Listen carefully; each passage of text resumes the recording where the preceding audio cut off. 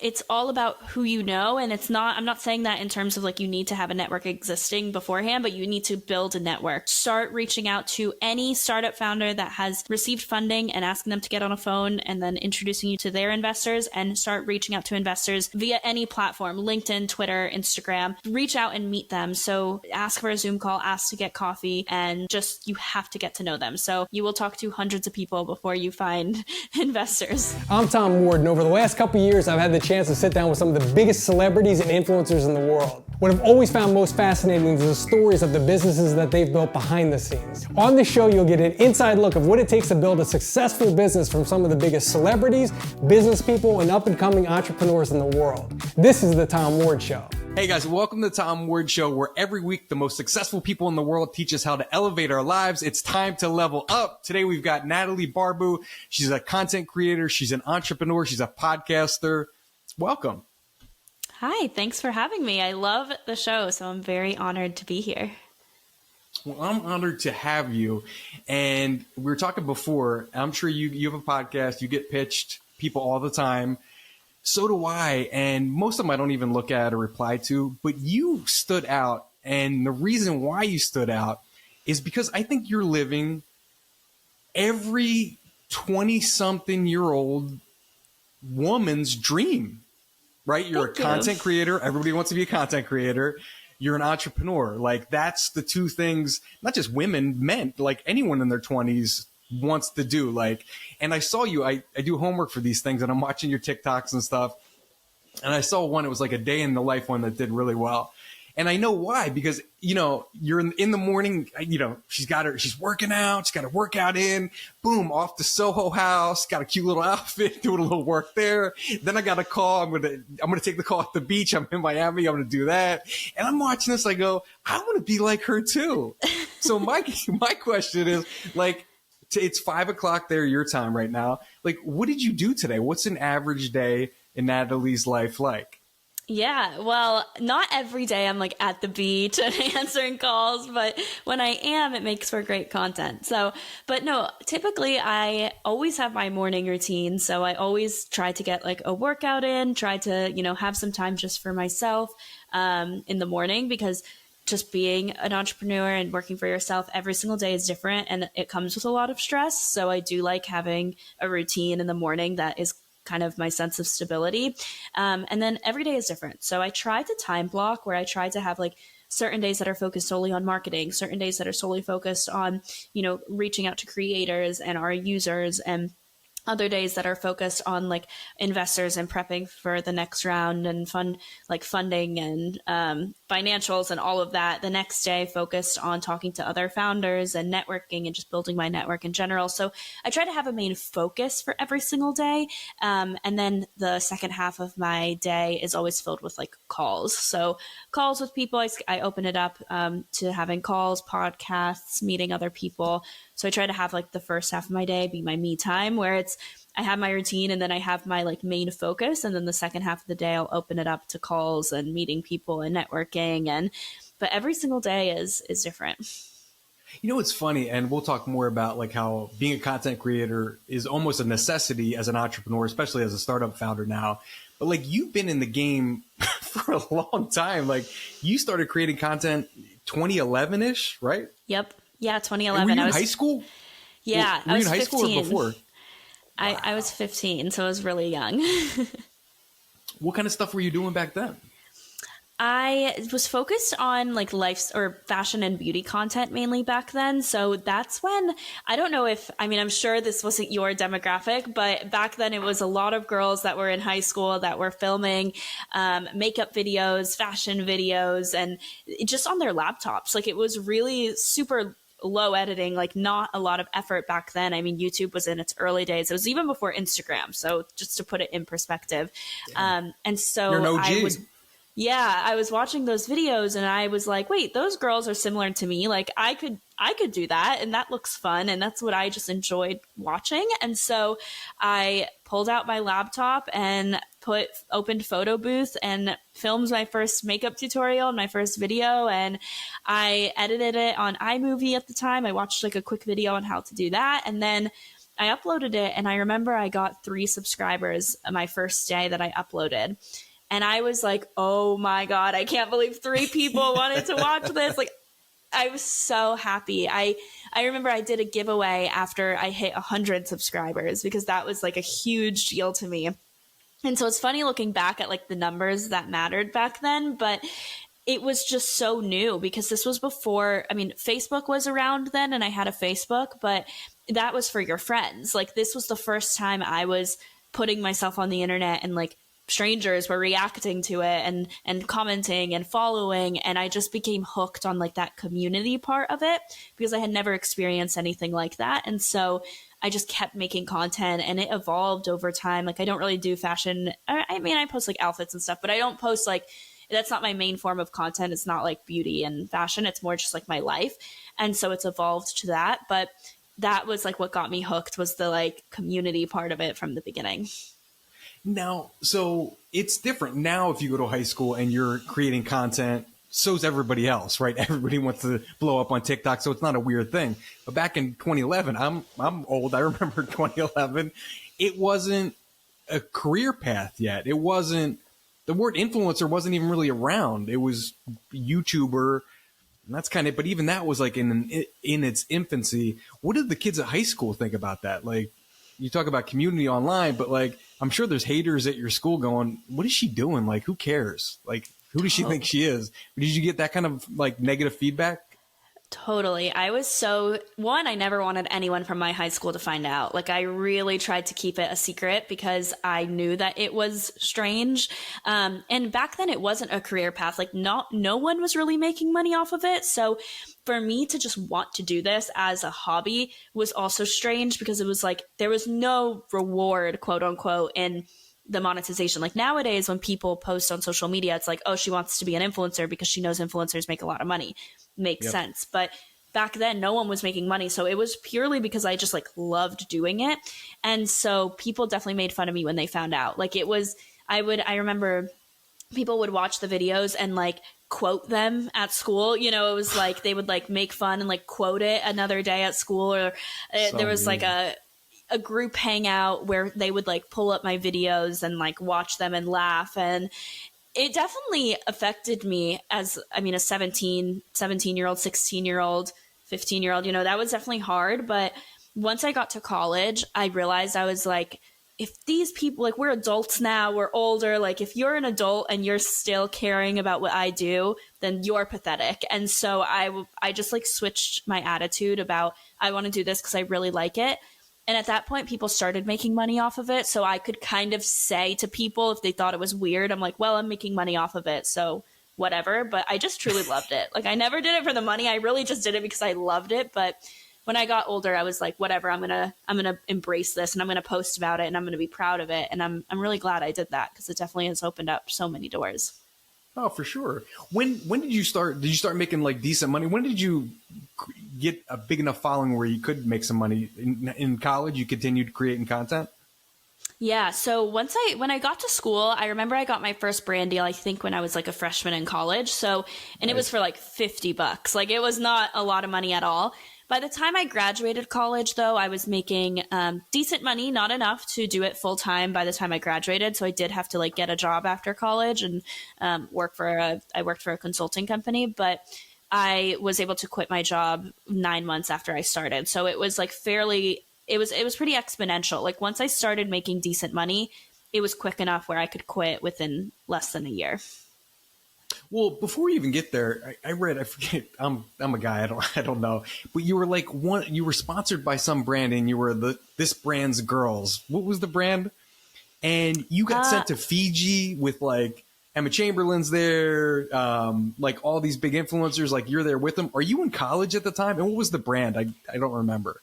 Yes, it was a very infamous trip. It was Dote is what it was called. They don't exist anymore. It was a startup. It was a startup that their strategy was smart. They would take a bunch of influencers and send them to these like really cool trips and these cool places. And then these influencers would like be posting all week long about this company. And then everyone else wanted to be a Dote girl. Like, they wanted to be a part of that because you would go to all these like cool places. So I went to the Fiji, which was a very like everyone talked about that trip because it was Emma Chamberlain, Olivia Jade, like all of these big influencers were on this trip. Which is funny that I went because I really was not big at the time, but I was like middle, I guess I would say, compared to like some other girls there. But no, it was really funny that like I got to go on that trip because it was like these huge celebrities now, honestly. Like Emma Chamberlain is on the cover of Vogue. Like that's crazy. So that was after college. I had just graduated. So I was 22 years old. Yeah, so it was right after my senior year.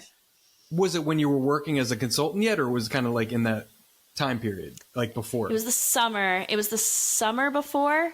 So I was, it was like right before I started working. Okay. So I've been to Fiji. I went there on my honeymoon. Beautiful place. I also worked in corporate America for 20 years, so I kind of know the vibe there too. So what's it like? Hey, I'm chilling. I'm in Fiji. You know, I'm with the most popular girls on the internet, basically, right? Like I'm here. And then all of a sudden you're like back to reality. It's like, okay, I'm a consultant now, I guess. And can you even, like when I was working in corporate America, I couldn't say, like I'll never forget, I interviewed Paris Hilton. Okay. But I was on conference calls. I sold industrial equipment, right? So this thing broke and I'm on conference calls, like 5 conference calls about this broken piece of equipment, like all day. And then I have to go to Paris Hilton's house to interview her. And like, I couldn't tell any of my coworkers that because that was like a fucking outer space. Like, what are you talking about? Like, what do you mean you're going there? Like, it doesn't even make sense. I'm sure your coworkers, you could not relate to you going to Fiji and hanging out and getting paid for it. Like, so did you have to keep your world separate? Yeah. So I didn't want to make the mistake that I made like when I was in high school of not sharing it and hiding that part of myself and like not being open about it because it was such a big part of who I was, especially when I was 22 years old. And so I actually used it as like in any interview that I had on any employer that I had talked to, I like made sure that they knew that I did this because I knew that it would affect work at some point. Like I might have to take time off or I didn't say that because I don't think I would have gotten hired, but I wanted them to know about it. And I used it as more of like, this is a skill set of mine. And like, this is what I've learned from doing this. So everyone at work knew about it and they all followed me on Instagram and like saw what I was doing.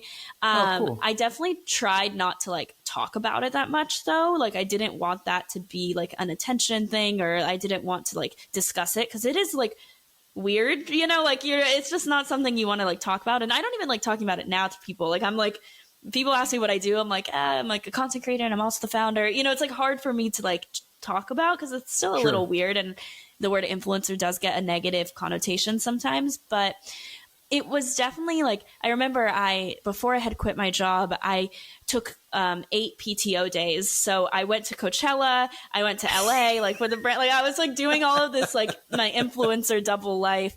And then I came back and I actually quit my job. So they like knew that I was, they knew that I was like, it's coming, gonna quit soon. Yeah. But they were super supportive. Like all my managers were great. I think I made sure that when I was at work, I was like only like in work mode. Sure. So it was never like an issue, but they knew from the start, which made it a lot easier. I didn't have to kind of like hide it or anything like that. Talk about, because, you watching this or listening to this probably would like to be a content creator and would like brand deals, right? That's how you start making money. Everybody wants brand deals. It seems like you had the hustle, the drive, or whatever to figure it out to get that $50 brand deal, which is not easy when you're starting out. To get that first $50, first $100 is not easy to do. And like you said, somehow you managed to go on that trip with Olivia Jade and Emma Chamberlain, who are way bigger than you, but somehow you got there. Like, there was no one managing you, I'm guessing, at the time. Like, so what was your strategy on getting brand deals? And like, how can the person watching this, how can you get brand deals? Yeah, I think one thing that I always talk about that I think is understated and like undervalued is actual personal connections with these agencies and with these brands, and just being someone that's top of mind for them, even if your numbers don't necessarily reflect that. Obviously, you need to have an engaged community. Like, I think no matter how great you are as a person, like if your community is not engaged, they need to get a return on their investment if they're working with you. So you have to have an engaged, loyal community. But that doesn't necessarily mean you have a lot of followers. I think having an engaged community that cares about your life, that's invested in you, that cares about your opinion, is so much more valuable than just having a million followers. So I never want to focus on like the actual numbers. I think it's more about how many people care about you. Are people responding to your stuff? Are people invested in your life? Do people trust you in your audience? And then once you have that, even if it's a small number, even if it's like you don't have that many followers, start reaching out to brands and PR agencies and people that work with these companies that are sourcing for influencers, and just start getting to know them as people. Like if this is a very like human industry where, it's other people that are scouting influencers that are choosing to work with them. It's not an algorithm right now. And so I just had like really great relationships with these brands by just reaching out to them, going to lunch with them. Like whenever I was in LA or New York, I would ask them to get coffee. I would ask them to get lunch, even if it's just someone that works at an agency. Like I would just like try to meet them in person, because they're searching on their phone all day or on their computer all day, trying to find like the right influencers and, trying to find people that fit their metrics. And it's really hard for them to also source influencers. So if they actually know you and have a personal connection with you, you're always going to be top of mind. So by actually meeting them in person or getting on a Zoom call or doing something like that, that's a little bit more than just an email, helps so much. And I think agencies help because agencies represent a ton of different brands. So like if you meet one person at an agency, she might have 10 clients, and that's 10 potential brand deals that she can source you to. So I think going that extra mile, and it might not scale as well, like you can't meet with 100 people versus you can send 100 emails, but just getting those personal connections is helpful. And the world of social media and this like PR world is very small. So people will ask for recommendations, and then your name should hopefully come up in a room if you're a professional and you're nice. And I've gotten a lot of brand deals that way, just from like personal connections. And same with like the Dote trip. I met with the founders. I knew the founders. I had a really good connection with them. They were super sweet. They, I really liked them and they liked me. And I think that's why I got invited on that trip. Like, I don't think it's because my numbers were super high and I was like super famous. I think it's because I had an engaged audience, even if it was smaller, and I knew them. Like I made an effort to actually get to know them personally. And I think no one talks about doing that. It's all about like sending the perfect pitch email, but there's something really invaluable about like just getting on a phone call, getting on a Zoom, going to lunch and meeting them in person. How do you even how do we find those agencies that represent brands? How does someone even know where to start? LinkedIn. LinkedIn is like your best friend with this. I use LinkedIn all the time to find like anyone. Like I look right now for Rella, I'm trying to meet with a bunch of like talent managers and agencies and onboard them. And I'm just like looking on LinkedIn and using keywords and putting the location that I'm traveling to. And that's how I find anyone. Like that's how I found investors. That's how I find agencies. That's how I found PR people. And if you go on there, if you look up like public relations, influencer marketing, whatever, you'll find where they work, and then you can look the website up and see like all the clients. And usually it says like it'll say like all of the brands that they represent, and it's a good way to just like start emailing people and meeting them. LinkedIn is so funny. I do the same thing. I mean, I want to work with this brand. I have a spreadsheet, I have a Google Doc and, brand X. And then I go creep LinkedIn, in private mode and look at everybody I can find. And then, find contact information. And it really is. And don't sleep on LinkedIn. Like you treat it seriously, like as you would as your, grid on Instagram. Maybe it's even more important because brands are going to look there and you don't want some shitty LinkedIn page, but you're asking them for $5,000 a post and, your resume is not even updated on there, so take it seriously because that is where the brands and the companies are for sure.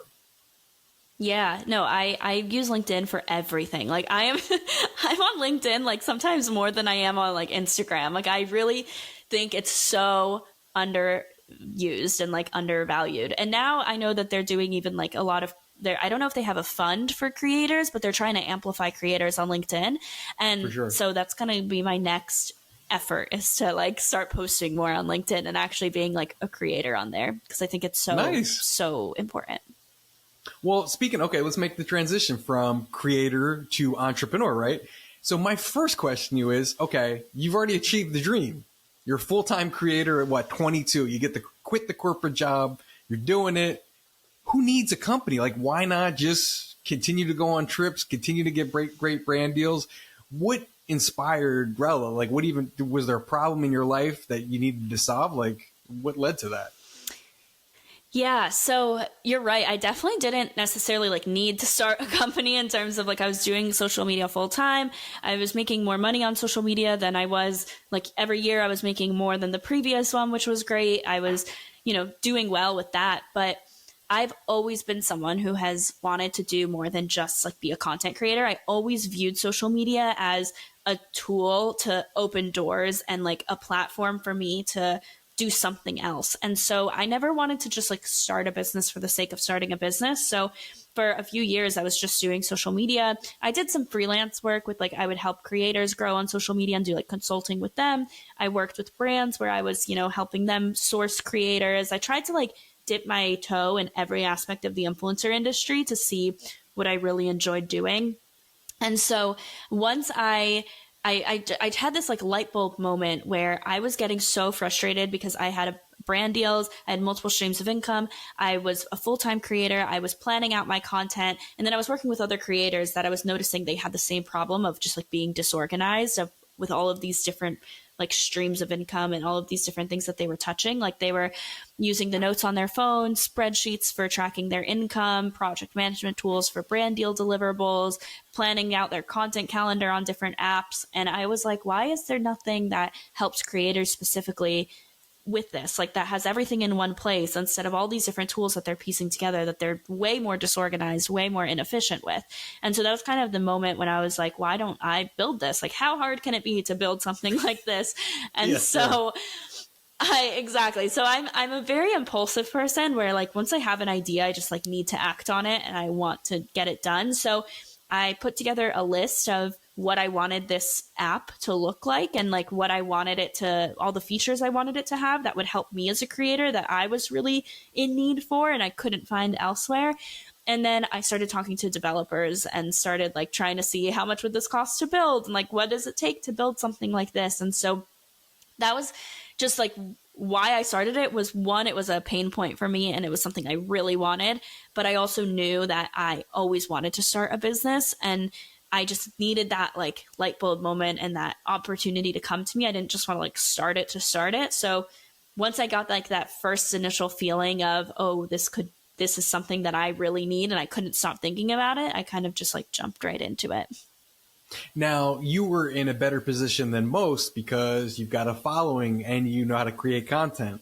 So tell us why now, even more than when you started, how important it is for entrepreneurs to be creating content somewhere. Now, it doesn't necessarily need to be a TikTok 30-second video. It could be a post on LinkedIn, could be whatever.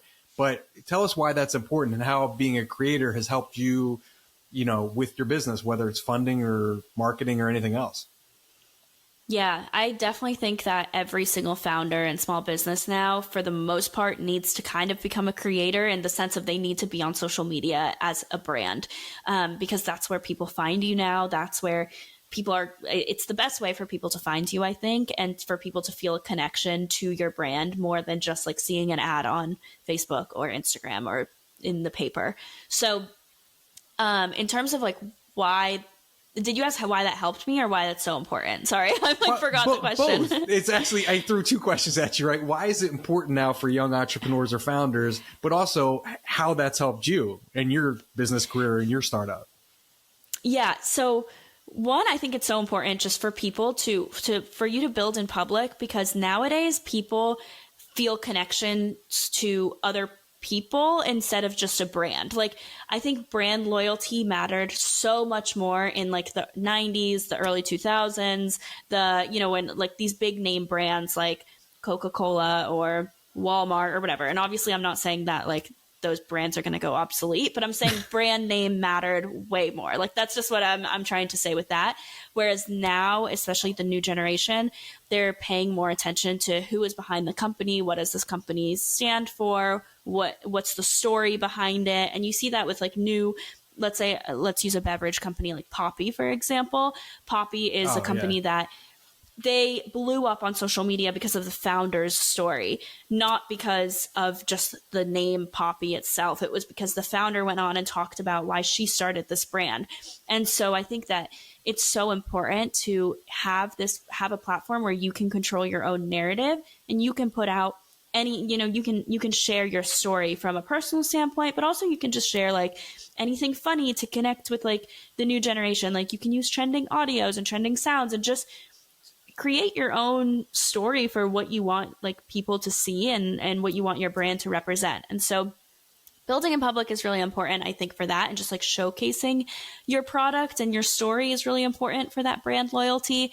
And then for me, it was definitely easier because I had a following already. So I decided, I was like, instead of just doing this one big announcement of, guess what, guys, I launched an app, surprise, I wanted to build in public and show the entire process, because I wanted my community to feel like they were a part of the company. Like I wanted them to give feedback in real time. I wanted them to be a part of the beta group. I wanted them to hear about, like how I'm going to find my co-founders, and oh, okay, now we finally like became an official company and we hired our first person. And I wanted them to see all of that, because but by the time that we did launch, I had already been talking about it for months. They already knew what it was. They already had an idea of what it was. They were excited for it. And so when we launched, we had hundreds of people share on social media. We had, posting on their stories. We got on the Apple charts for apps and on the App Store. Like it was such a successful launch because I had talked about it so much. And by the time we did launch, my community was like, oh my God, finally, like I've been watching the process for so long. I've given direct feedback to this. Maybe some of them were in groups to test it before it ever launched, so it was just cool to see that like they honestly, it felt like they were just as excited as like we were to launch this, because they had been seeing it for so long.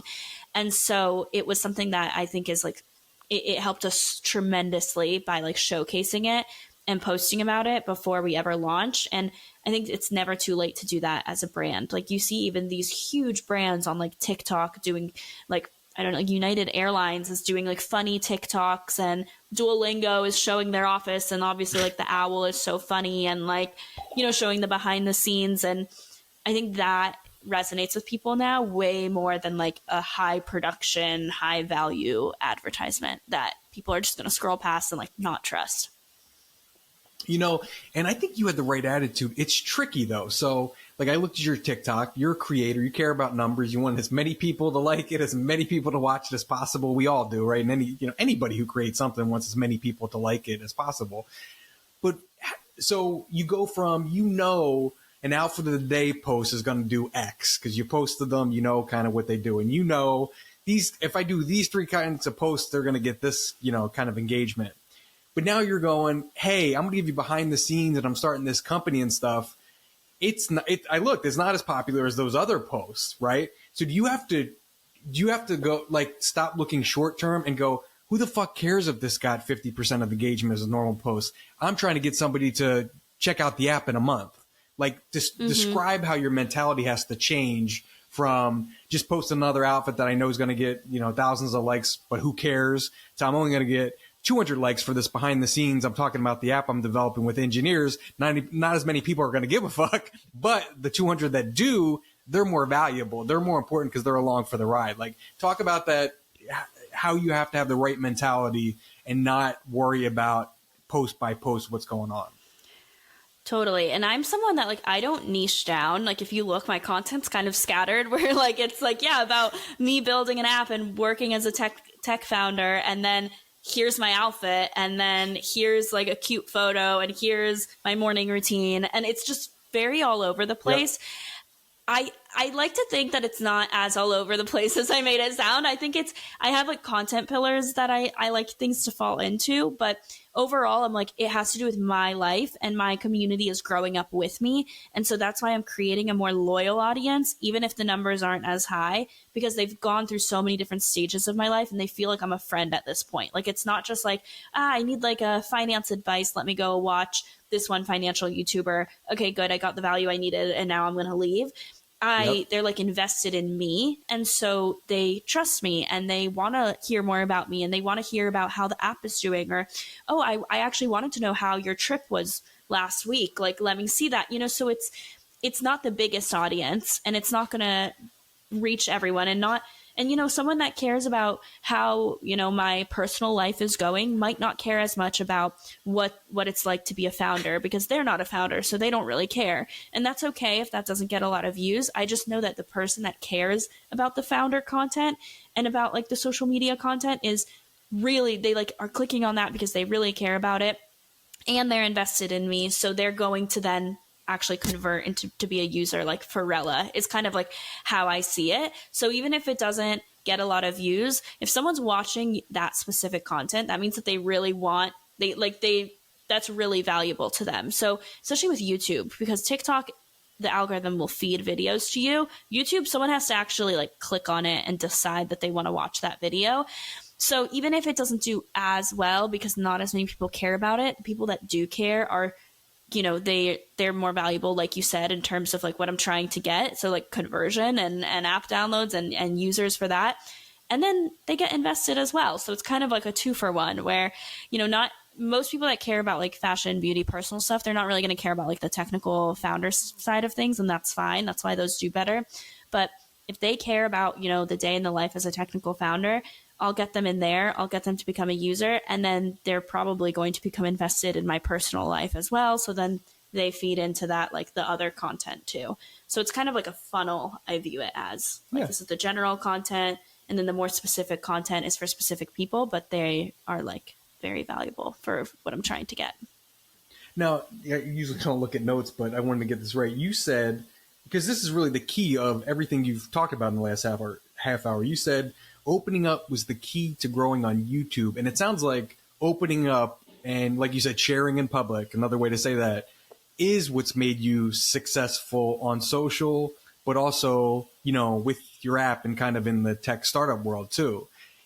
What advice do you have for the person who goes, yeah, okay, I get it, but her life's way more interesting than mine. I mean, your life's more interesting than mine. My life is pretty boring on a normal day. It's kind of the same thing, right? So if somebody goes, okay, I'm working on this thing, but I get up the same time every day. I eat the same lunch. I hang out with the same people. Like, no one's going to care. Like, what advice do you have for them? Because they have to do it, but like, how do they make it interesting? Yeah, well, I actually disagree that no one will care, because I think a lot of people care about the mundane stuff, but all of us think that no one cares about it. Like my day in the life videos or weekend in my life videos will do better than a travel vlog, because in traveling you would think is more interesting. Like, oh, you're going to such cool places. Like, I want to see that. But really the mundane content is the stuff that does better. And I think it's because people like to relate to other people and they want to find that relatable content, but you also have to provide value. You can't just say like, okay, I'm waking up, I'm brushing my teeth, I'm eating, I'm going into the gym, I'm doing, like, that's boring. So you have to find something that makes you relatable and unique. So for example, when I was in college, instead of just doing a generic day in the life of a college student, I was like, okay, what is something that like people might find interesting. I was an engineering student in school. So it's like, okay, I'll do day in the life of an engineering student. That way, anyone that wants to be an engineering student, they find that and they're like, oh, relatable. Let me watch that. I showed the same stuff. Like, I didn't show specific engineering content really. It was just, I used that as kind of the hook to be like, follow me because you relate to me because we have this in common. So when I lived in New York City, I would always post like, New York City day in the life, whatever, because people that wanted to move to New York or people that live in New York care about that. And so they'll watch that. So just find something. So like, even if you're, if you're building a company, that's unique, that's relatable to other people that are building a company if you want to attract them. So put that in the title, put that as like the main hook, or even if you work in corporate America, when I worked as a consultant, I would always do like day in the life as a consultant.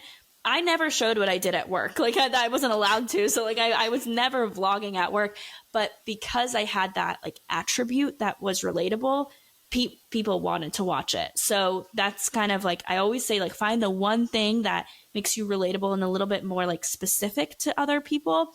And then people actually do like the mundane stuff way more than the super interesting stuff. Like I love watching what someone does at their house all day. And I don't know why. I would love for someone to explain why we like that, but those videos always do well. And I think if you look at your own patterns of like what you watch, I feel like a lot of times people watch people that they feel like some sense of like similarity to or something relatable to them. So don't say that your day is not interesting, because everyone has to start there. You know, not everyone starts with like, oh, look at my extravagant life. Like I feel like people don't start like that. You know, it's funny. And you're, oh, hold on 1 second. No worries.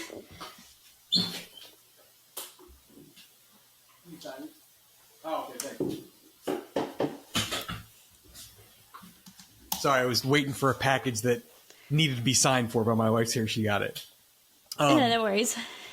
But you're right. You know, what I like, the worst season on social media for me that I hate the most is Coachella, because it's like, I can't relate to the life at all. You see these people in these $50,000 tents for the weekend. Everybody's super hot. Everybody's hanging with celebrities and stuff. Everybody's posting pictures with the same fucking backdrop. I hate it. Right. But you're right. Like I would rather see like that TikTok video of you know, your day in Miami as a startup founder. I'm like, wow, cool. Like I'm invested now. It's like, cool. She got her workout in. All right. Good for her. Right. She's at Soho House doing things, taking care of business. Like, all right. Okay. I'm along for the ride. So that makes sense. I would have guessed the opposite. I would have guessed a Coachella post would do better than your, you know, engineering student day in the life stuff. But it makes sense now that I think about it.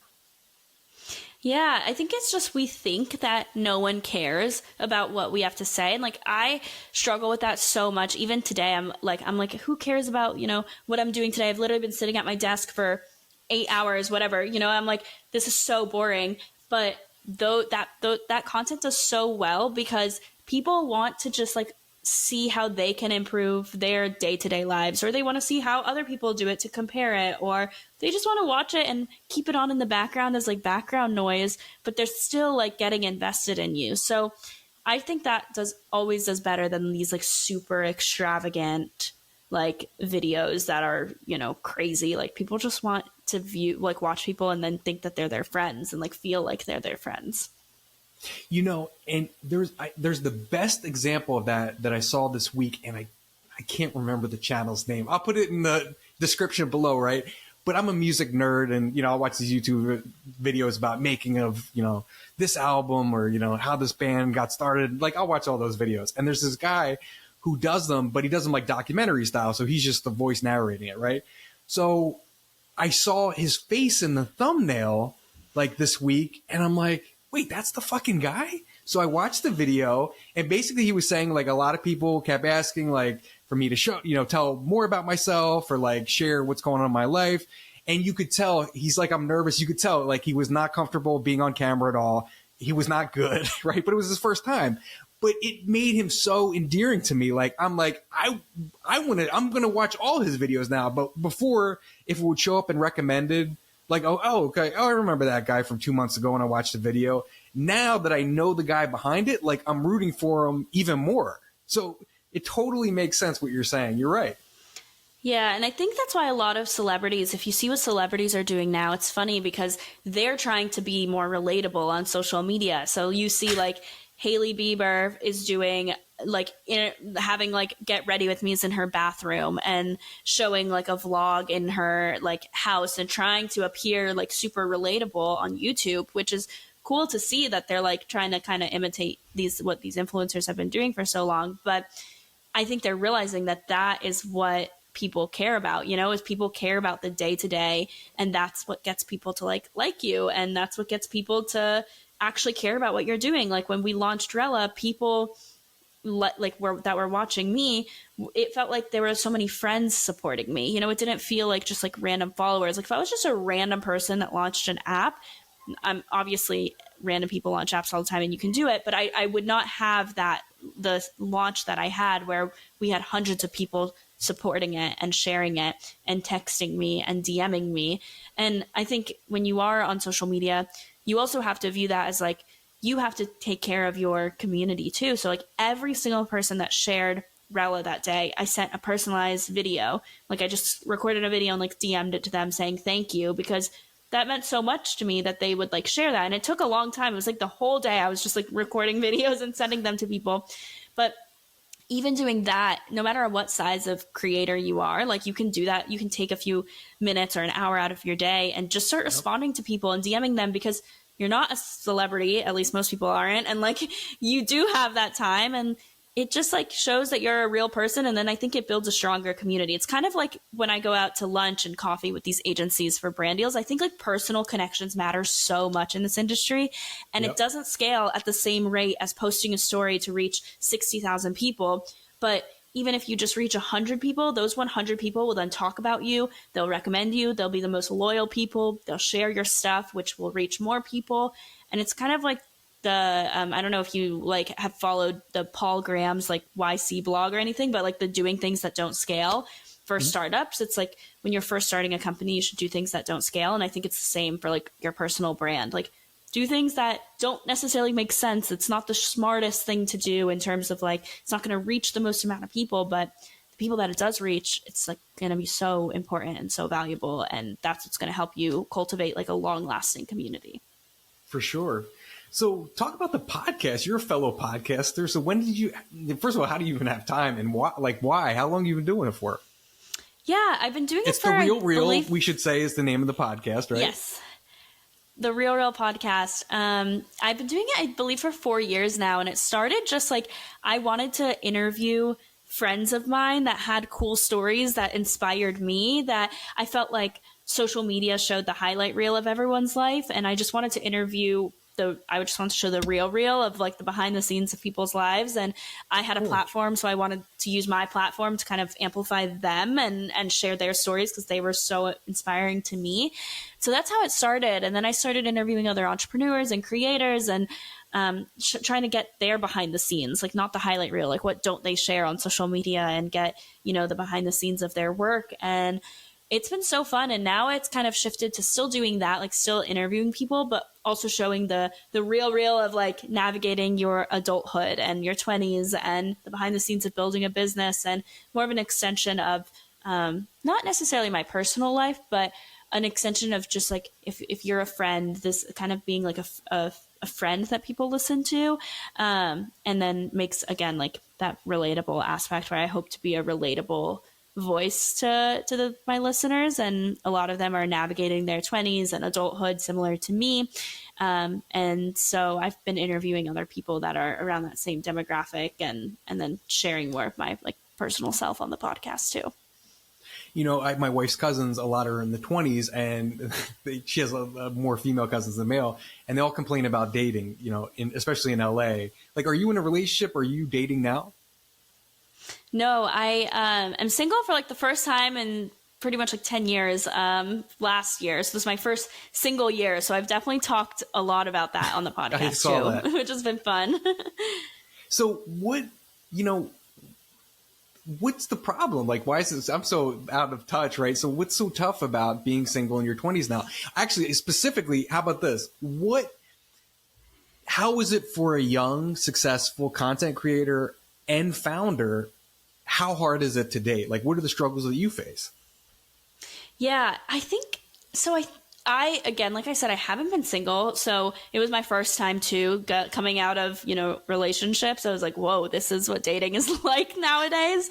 So I got on, you know, the apps. I think only one app, but I think it's just hard because I think with social media now, there are so many options. Like, you just are always thinking about the next thing. And I think now with everyone showing their highlight reel on social media, there's just so many people that you don't even need to meet them in real life. You don't even need to know them in real life. And they're considered like an option for people. So I think people just have like no sense of commitment anymore, or no sense of like, am I going to really just talk to one person? I think that's been just like an overall generational issue. And I think it's like men and women. I don't think it's subjected to just like one gender, but I think that's what makes it super difficult. And social media, just you're constantly scrolling and constantly seeing other people's lives. And because so many people, even going back to what we were talking about with like relatability on social media, so many people now show this like highlight reel, but they make it sound like it's like their day-to-day relatable life. And like, I'm guilty of that too. Like, I don't go to Soho House every day and go to the beach. Like, that's not my day-to-day, every single day life. But then when people are scrolling, and if you're single and you're dating, you're like, oh, I could envision myself like with that person living that sort of lifestyle. And so I think it just clouds people's judgment, and people want to like bounce around and hop around and not have like any sense of commitment. So I think social media plays like a huge role in the issues with dating today. Any mistakes you see guys making? Like, any tips for guys dating on the apps? Like, what are they doing wrong? I think it's like, I am still more traditional in the sense of like, I want a guy to message first and talk first. Like, I just like, if someone doesn't message me first, then I'm not even gonna like say anything, because there's no point. So I think I'm more of like a traditional person in that sense. So I would say like, stick to that and like just be a little bit more traditional, quote unquote, in the sense of like being like taking initiative and being, I don't want to say aggressive, because aggressive is not the right word, but taking initiative. No. And do not be aggressive. Take initiative and just be like normal. Like, don't use any like weird lines or like, I don't know, just be normal and ask questions. That's another thing. A lot of, men from my experience just don't ask any questions. Like, it's like, I'm like, how do you have a conversation and like not ask someone about themselves? Like, I don't understand. Maybe it's the podcast host in me where I'm like always asking people questions, but I don't understand how people just like can have a conversation and speak about themselves and like not ask a single question back when you're trying to get to know someone. So I think that's another big one. Well, yeah, and this is for men and women, I guess. You know, like when people would complain to me who are dating and they're like, oh, we didn't have anything to talk about, or like, I didn't know what to say. I'm like, just ask her a question. Like, how was your day today? Or like, how did you get this job? Or like, I don't know, fucking anything. Just ask like normal questions. Like, aren't you curious? Like, I'm a naturally curious person. So like, I generally want to know that about people. Like, maybe people aren't. I don't know. I'm a podcast host. I ask questions. So maybe we're weird. I know. I'm like, I feel like that comes very naturally to me, is to ask a question. Like, I would feel uncomfortable if I didn't like do that and get to know someone. And I am genuinely curious. And then if you're getting asked a question, a natural way, if you don't have anything, you can't think of anything, is just ask the same question back to them. Like, what about you? Yeah. Get that conversation going. It's really not hard. No. It's funny. Hey, I was going to ask you one more question too. I've got 2 daughters. I'm a girl dad, and we saw Barbie over the weekend, which, have you seen it? Yes, I did. And I was a big Barbie girl growing up. Like, I loved Barbies. Oh, nice. I cried like half a dozen times in it. Like, especially because I've got daughters, so I have an 8-year-old, and I've played hundreds of hours of Barbie with her. But then she got to the age around 7 where it's like, I don't want to play Barbies anymore. So like that scene where the mom's like giving the old Barbies away, it's just like, oh my God. I just cried like a little kid. But my question to you is, as a young female founder, like, what were your thoughts about the movie? Like, what was your takeaways? Yeah, I actually, my last podcast, I like talked about this a lot. I like talked about like my thoughts of just like the woman experience, because I think the Barbie movie touched on a lot of that. I loved the movie, not only as someone who like played with Barbies growing up. There were so many references to old dolls and like just playing with them as a kid that I just really loved, because it felt very nostalgic to me. But also the part of, you don't need to fit into a certain box. I think that's something that I have always said is, I have been someone who I've always worked in traditionally like male dominated fields. Like, I was an engineering student. I was one of the only girls like in my classes. It was very, very male dominated. When I worked at Accenture, I was also in a field, like I was a technology analyst there, and my project was also very male dominated. And now being a tech founder, and with, dealing with investors, dealing with the other technical founders, going to tech networking events, like I'm one of the only girls always in the room. And so I've always dealt with that. But I'm also, the other side of me is, I love fashion. I love makeup. I like social media. I like showing, what I'm wearing and talking about like more girly things. And usually those two don't go hand in hand. Like, it was very surprising when I would tell people I was an engineering student, or it's very surprising when I tell people I'm a founder of a tech company, because I don't fit that necessarily, like the mold that people expect when they hear that. And so going back to that movie, I just love that it's like, you don't need to fit that mold. Like, you can be girly and like into more feminine things and still be intelligent and, you know, be a founder and run a business and start something or work in a male dominated field. And that's okay. Like those two do not need to be opposites, and they don't need to like juxtapose each other. Like, I think that you can be both, and you can be good at both things, or not good at the girly things, but, you know, you can like that and still be like a smart person. And I think that in society and in media isn't portrayed very well. You know, the thing that jumped out at me was the part where like her Barbie, it was not really spoiler, right? But Barbie's world's falling apart, and I forget who she was talking to, but she's like, you know, I'm not a pilot. I don't know how to fly a plane. I'm not a Supreme Court justice. You know, she didn't have all these crazy jobs that the other Barbies had. She was just like traditional Barbie, you know? And I related to that. I think most people can, because we look at everybody else killing it, right? Everybody's killing on social media. This one's going on this trip. This one's a successful founder. This one's doing that. And then me, I look at them all and go, shit, I can't do that. I can't do that. I can't do that. Right? And you kind of feel bad about yourself. But what I've found in my life is that I think everybody has a gift of some kind. Now, I wish I could play in the NBA, right? Unfortunately, that ain't my gift, right? It took me a long time to realize the only thing I'm really good at is talking with people, which is not a bad skill to have in sales and dating and podcasting, right? It comes in handy. So we don't get to pick ours, but I think eventually everybody has something that they're better than most people at. Like, would you agree with that? Oh, totally. I'm definitely with you with everyone has a gift, and it doesn't matter how small you think that gift is. Like you said, it's just talking to people. Like, that's a huge, if you like talking to people is great because it will open so many doors. It will let you meet the right people. Like, if you're just a people person, that's a gift. If you have a big social battery, that's a gift. Like, there's so many things that might seem small, and you don't need to, you know, be on Forbes 30 under 30 and a super like get your startup acquired or whatever, you know, have millions of followers. Like, that doesn't mean anything. And I mean, again, like, social media is such a highlight reel. So everyone deals with like stress and comparison. And I mean, even like when you said in the beginning of this episode, like you're living like a dream type of thing. Today, I was like freaking out over my life and being like, what am I doing type of moment. And like, you wouldn't, I just based on what people post, like, you don't necessarily think that. So I think it's really easy to get wrapped up in comparing yourself over what people want to share and are willing to share. But that doesn't mean that you're not successful or talented or anything like that. Truth. Well, where can we find you? Promote. Yeah, thank you. Well, you can download Rella or just start using Rella if you go to getrella.com, or you can download us on the App Store. Just search Rella and it'll come up. It's really great if you're a content creator or like any manager or social media manager. And then you can find me at Natalie Barbu across all platforms, and you can listen to the podcast at the Real Podcast.